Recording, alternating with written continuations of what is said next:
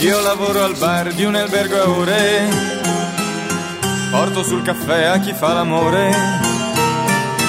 Vanno su e giù coppie tutte uguali, non le vedo più manco con gli occhiali.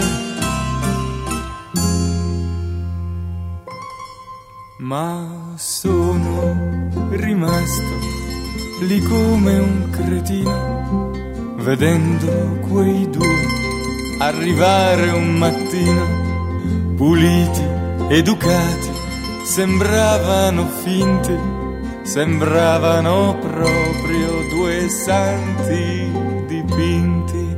M'han chiesto una stanza, gli ho fatto vedere la meno schifosa, la numero 3.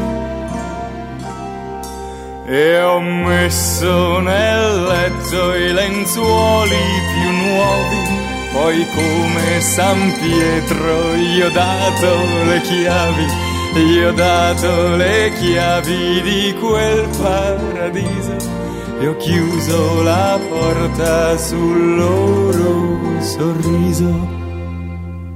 Io lavoro al bar di un albergo a ore, porto sul caffè a chi fa l'amore. Vanno su e giù coppie tutte uguali, non le vedo più manco con gli occhiali. Ma sono rimasto lì come un cretino, aprendo la porta in quel grigio mattino. Se n'erano andati in silenzio perfetto, lasciando soltanto i due corpi nel letto.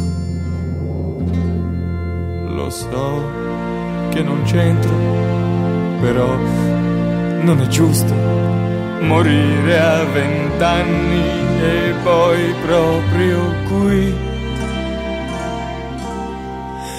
Me li hanno incartati nei bianchi lenzuoli e l'ultimo viaggio l'han fatto da soli, né fiori né gente, soltanto un furgone.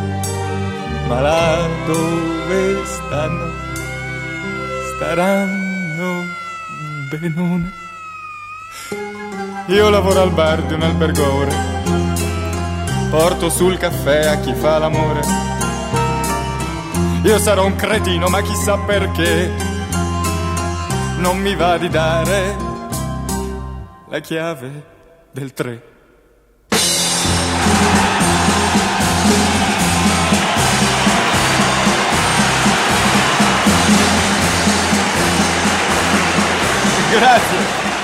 Grazie.